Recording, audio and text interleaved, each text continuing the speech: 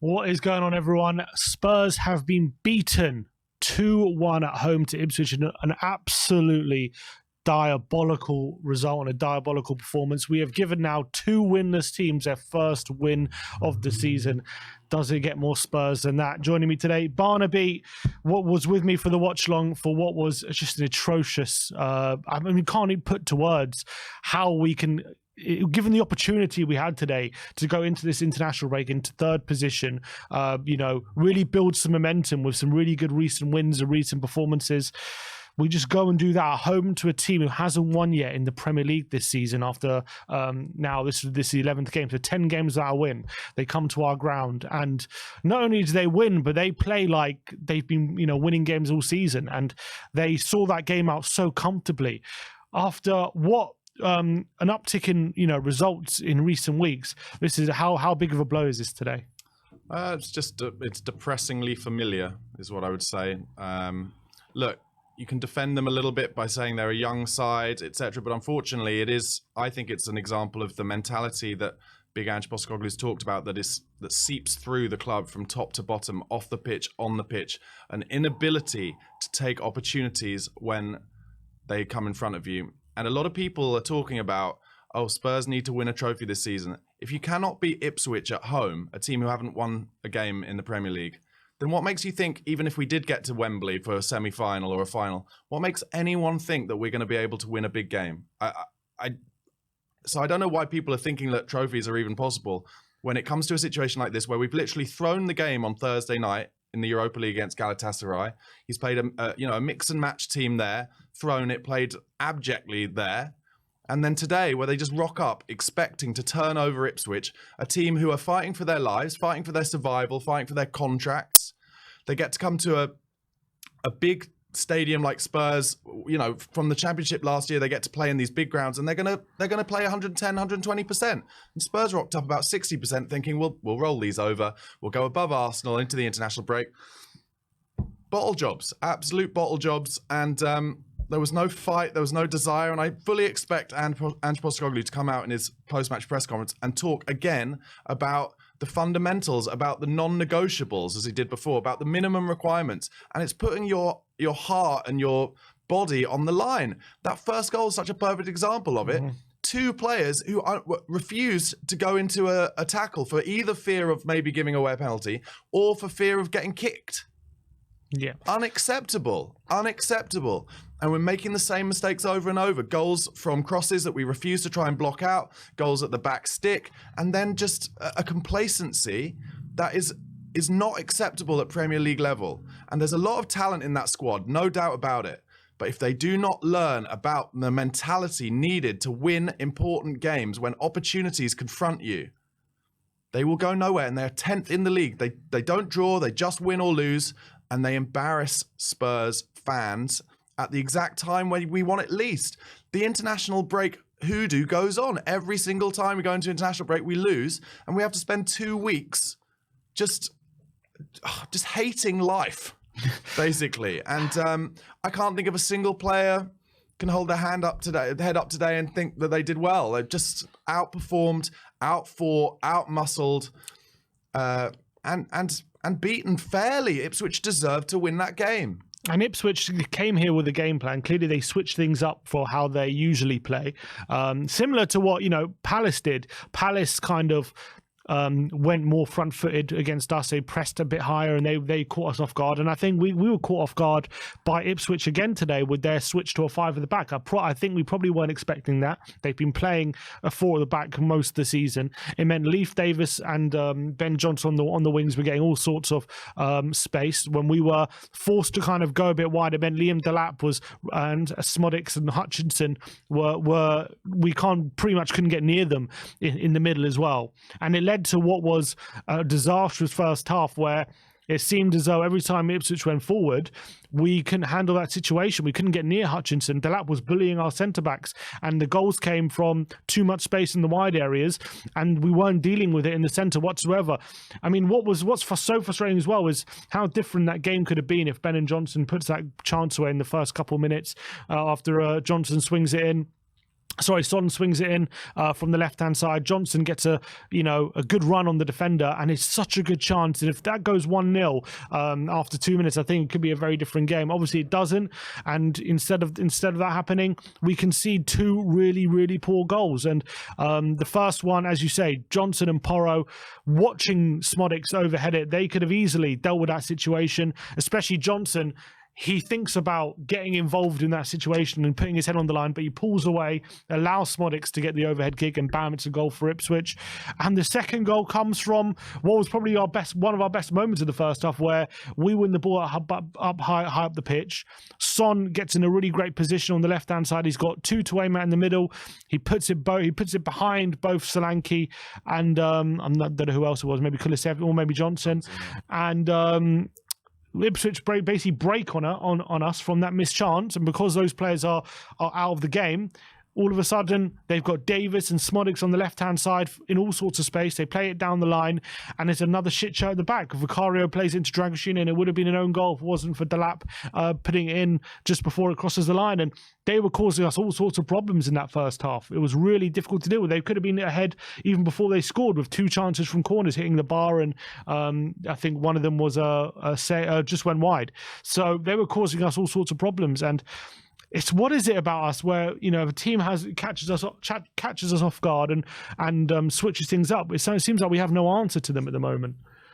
There's no desire. The desire wasn't there. And I don't know whether it's because they're tired from having to go to Turkey or whatever. But, you talked about a lot of things there, all very worthy points about, was it because they played a 5 at the back, just like Crystal Palace did? Doesn't matter. It doesn't matter. You've got to work harder than the opposition to win any Premier League game. Said it at the beginning, you've got to earn the right to play, and we didn't do it. And then the other thing I want to talk about, and I was banging on about this in the watch along, so you'll have heard me if you saw the watch along, but the last 20-25 minutes, when Ipswich in that whole second half, bar maybe two occasions, they just hacked it long the whole time. So we had all the ball. We had the opportunity. You've got to stretch the pitch. You have to stretch the pitch and stretch them. And he brings Werner on. So, okay, you think, okay, he can get down to the byline. But then put Sonny in some kind of bizarre number 10 position where he's just clogging up the field. He puts Kulusevski out on the right. And Kulusevski got on the ball a lot. But you want him in the dangerous areas. You want Kulusevski in the little areas, feeding in Son, coming out wide, little through balls, getting in behind them. We made it so comfortable for Ipswich in that second half. And that is not the first time that Ange has done that. It's not. Time and time again, he's not using his subs well enough. And I'm sorry, Sonny, you're so good, such a great player, but he's an elite player at kind of 1 or 2 or 3 things. He's not Harry Kane. He's not a player who can drop into the number 10 and fling out a ball in between the lines or put someone in like that. We need him on the last line so that the chances fall to him.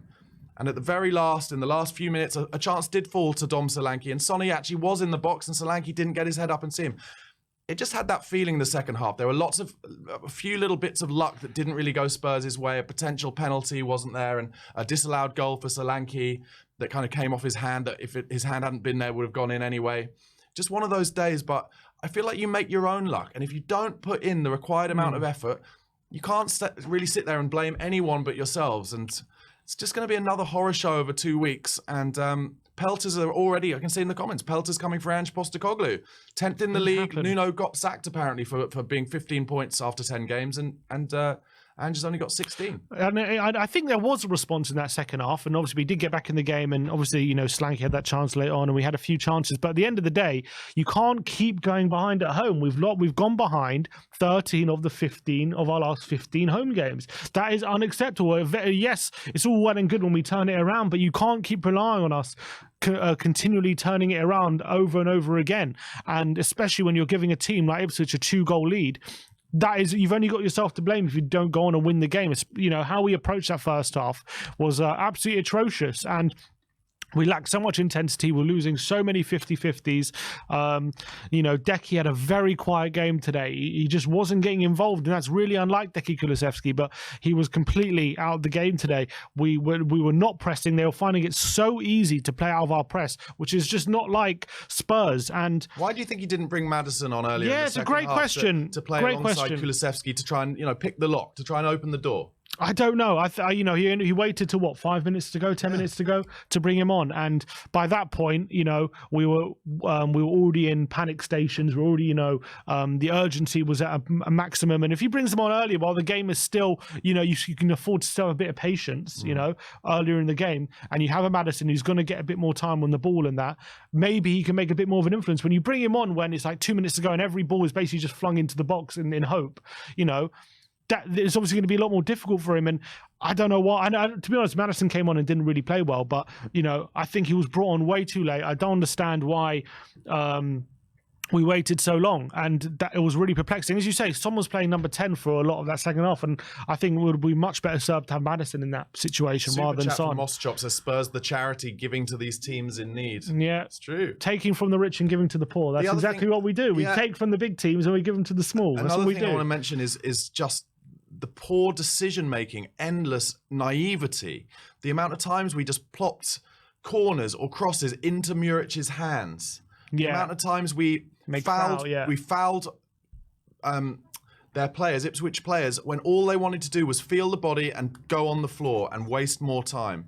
And if Ange Postecoglou does not get into those players, they should have learned that after the Palace game. Yeah, we did exactly what happened at the Palace game. Exactly the same. So Kieran McKenna has basically, this week, while we've been in Turkey, he's made his Ipswich team watch the Palace game.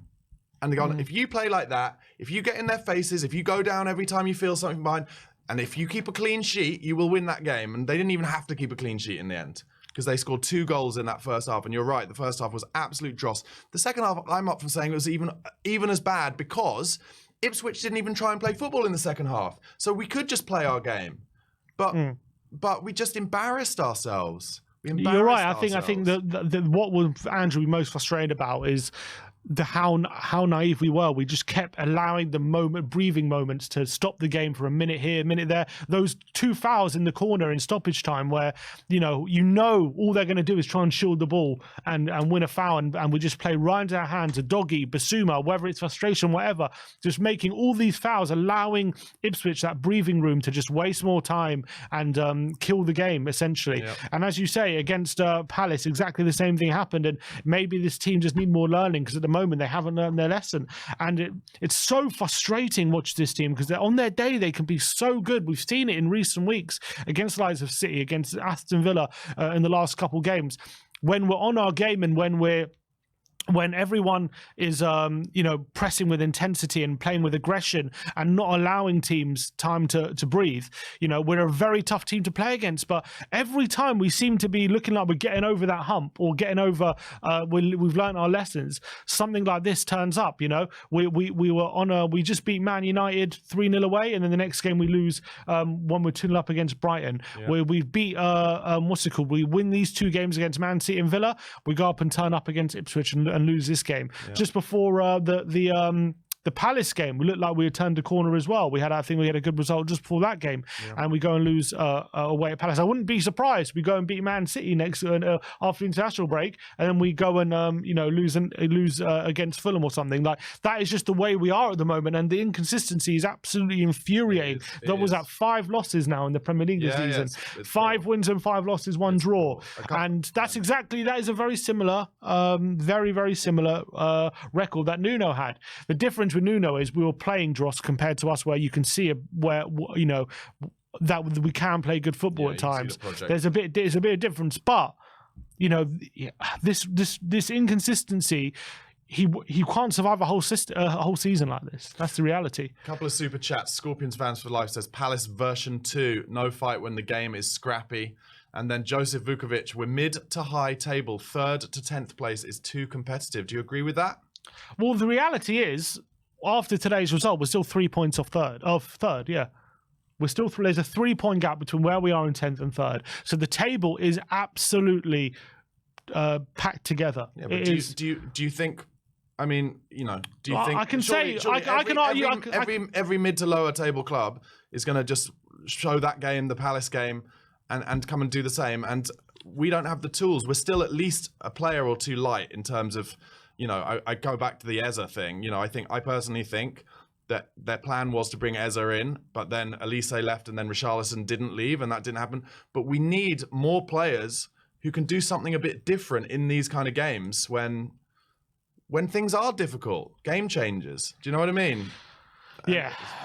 No, I agree with you. I don't think the squad is perfect. I think this squad is good enough to be beating, Ipswich at home and getting better results and showing a bit more consistency. I think we do have a good squad here, but we just can't seem to get this consistency right at the moment, especially after European games. I don't know if it's a drop in intensity and we seem to not be able to press as effectively when we've got a midweek away game, but the reality is we've been managing the squad and he doesn't seem to play players too often twice in a week. He seems to be managing their minutes well, but this inconsistency is absolutely maddening. And when you got a chance like today to go third in the table, go above Arsenal and Chelsea before they play later today, and we've got such a game like Ipswich where it doesn't get. I mean, look, Ipswich are a decent team. I was saying before the game they have picked up decent results away at Brighton and at home to Villa, but this is a team who haven't won a game this season. That's the bare facts of the matter. Yeah. They're a team who have come from the Championship. They've won 0 games, and they shouldn't be a team high on confidence. They shouldn't be a team where we shouldn't be able to get at them. And the way they ended the game, it was as if they weren't hanging on for their dear life, were they? At the end of that game, they saw it out pretty comfortably. They saw it out like they're with a team who have been winning games consistently this season, and that has got to be a real concern. We put them under pressure, but in stoppage time they announced 8 minutes. We had one chance for Solanke, which, let's be honest, came from a mistake from Ipswich. It wasn't really from our good play, and they were able to sit out way too comfortably for my liking. And just got to, be responsible for that. It's absolutely atrocious result. It was a really atrocious performance. And we're back to the drawing board. This team really does your head in. You don't know what you're going to get at the moment in terms of results. You just don't know what team's turning up. And I was sitting here after before the Palace game saying, we've actually given a really decent level of, a really fairly consistent level of performance. Like, even if we lose games, we're still playing in a fairly consistent way. But today, and the last few weeks, like against Palace and today, has shown me that there's way too much inconsistency in terms of performance. We still don't know what Tottenham's turning up. And Ange will be absolutely tearing his hair out as to the fact that he must have put so much work into this team, trying to learn the lessons from these losses that we've had this season. And we just can't get it through our heads how to make sure that this doesn't happen again. And if that keeps happening, ultimately it will cost him his job at the end of the day. Yeah, no, completely agree. I think, but as I said earlier, I think Ange, he'll be tearing his hair out because the players are showing a weak mentality, but also he's making some bad decisions himself. I think he has to play Kulusevski alongside Maddison today. He didn't. We go 2-0 down. I think he then has to change it quickly. He doesn't. Instead, he brings Sonny into a bizarre number 10 position, takes him completely out of the game, takes Kulusevski out of the game at the same time, our two most creative, dangerous players. And like you said, Ipswich just kept us at arm's length pretty much. I mean, we had a couple of little chances at the end that kind of fell to us, but very, very, very disappointing. And most disappointing because I honestly spent most of the week being like, and I don't gamble anymore, but being like, I'm going to put money on Ipswich to win this because it's just too obvious. It's too obvious. Our last 5 results before international breaks: 4-1 loss away at home to Chelsea, 3-0 loss away at Fulham, 2-1 loss away at Newcastle, 3-2 loss away at Brighton, and today the 2-1 loss away at Ipswich. That's 5 defeats before an international break on the bounce. I don't know what it is with this team. Maybe they think, I can phone it in because I'm not going to be seeing the gaffer for 2 weeks, so I don't need to put my all in. But for some reason, whenever we play before an international break, it's like they're intent on giving us a miserable 2 weeks. Sorry to interrupt, but can I ask you about Romero? Because we spoke before the game about Romero, and I said I'm a little bit worried that maybe he's insisting on playing on this game when he's not 100% fit because he wants to go out for Argentina. He put in an absolute stinker today. He looked like he was ill for a start. I wonder if he'd taken like a pain-killing injection or something, because he was shanking the ball off left and right. He was letting the ball bounce, getting in terrible positions, and he's added there another shocking display to, at the very least, a number of performances this season where he has lost concentration for very important moments. And I think today is an example where Big Ange has to say to him, and if you're not 100%, I'm not going to play you.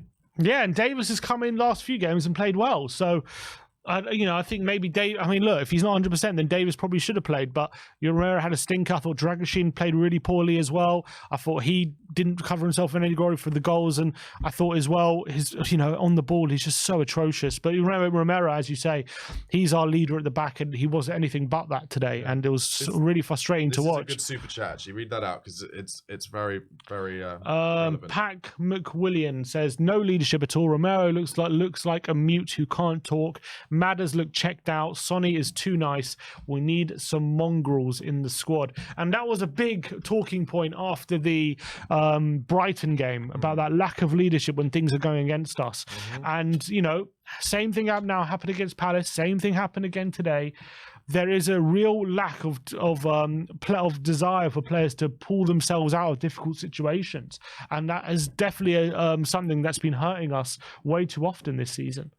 Yeah, look, mate, it's just shit. I'm sorry, it's just shit. There's not much more to say about it other than it's familiarly shit, and Spurs will continue to do this until these players start to get the realization that if you don't turn up to every game playing your absolute hardest, you will get rolled over, and it'll happen again. And you said it. It wouldn't surprise. I mean, it would be as Spurs could be to then go and beat Man City away. Yeah, it would.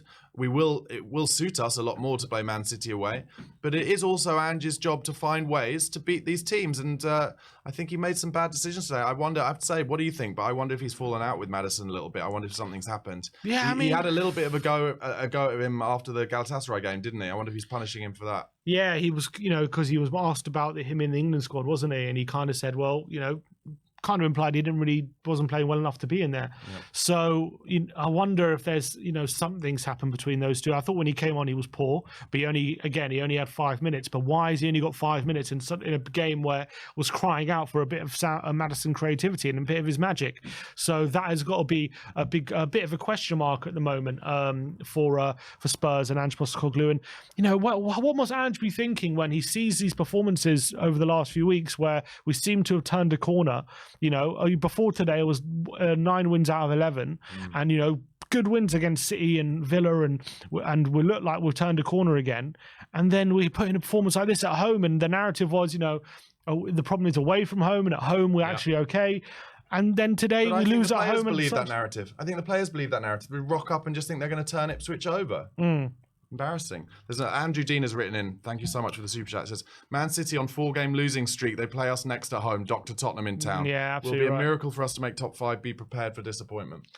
Look, as I say, at the end of the day, everyone's very inconsistent right now. We're not the only ones suffering from this bug of inconsistency. As they point out, there's 3 points between 3rd and 10th. So the reality is, as much as it's maddening and pulling our hair out to watch this inconsistency from our team, I think a lot of teams are probably suffering the same thing, given how close the table is. Everyone must be suffering from it. It can't just be us if the table is that close. So I wouldn't say it's a miracle to be top 5, because the table is that tight. So a win, you can jump into the top 4 from 10th, which is crazy. So as long as it stays that tight and we're still in and amongst it, I don't think you can ever rule us out. But when we're losing to teams who are winless, and we're losing to teams in the relegation zone, and we're losing away to Palace and at home to Ipswich, the alarm bells have to be ringing after those results, 100%. And the frustrating thing is we have those results, but before that, we beat City and Villa, who are 2 very good teams, and it's not easy to beat those teams. And so that can't be discounted. But losing to Palace and Ipswich in the manner that we did, lacking fight, especially in the first halves, being bullied, especially Delap bullying our centre-backs and bullying our defenders, losing duels. That has got to be something very frustrating. And it just seems as though whatever side we put in, we seem to be just lacking that balance. We thought taking Maddison out and putting Sarr in would solve that problem, but it hasn't solved it. We thought maybe swapping Bassoon and Bentancur would solve it. It hasn't solved it. No. So it clearly isn't a completely personnel issue, is it? Do you think there's any part of Levy that will start getting an itchy trigger finger? Do you think he fully believes in the project, that he's got the right man? And a lot of fans have been saying this season, haven't they? Oh, I don't care about the league. I just want to win a cup.